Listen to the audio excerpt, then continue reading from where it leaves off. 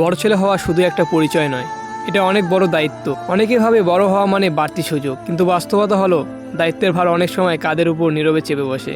একটা সময় ছিল যখন নিজের খুশি মতো কিছু খেতে বা কিনতে পারতাম, তখন জীবনটা সহজ ছিল, কোনো চাপ ছিল না। কিন্তু সময় বদলেছে, এখন পুরো পরিবার আমার দিকে তাকিয়ে আছে। ছোট ভাই বোনের ভবিষ্যৎ, পরিবারের সব খরচ, প্রতিটি ছোট বড় প্রয়োজন সবই আমার কাঁধে।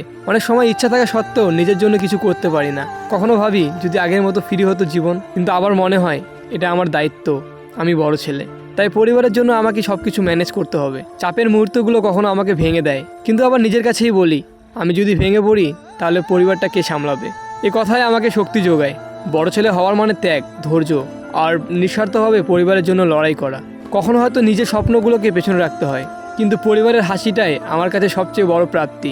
তাই যারা বড় ভাই বা বোন, তাদের প্রতি আমার একটাই কথা, আপনারা একা নন। আমাদের লড়াই আমাদের পরিবারকে সুন্দর ভবিষ্যৎ এনে দিতে পারে। SN সোহান 809 এর পক্ষ থেকে তোমার বন্ধু আমি সোহান। এই গল্প থেকে যদি অনুপ্রেরণা পাও তাহলে আমার চ্যানেলটি সাবস্ক্রাইব করতে ভুলবে না। পরিবারের জন্য ভালো কিছু করার চেষ্টাই আমাদের সত্যিকারের শক্তি।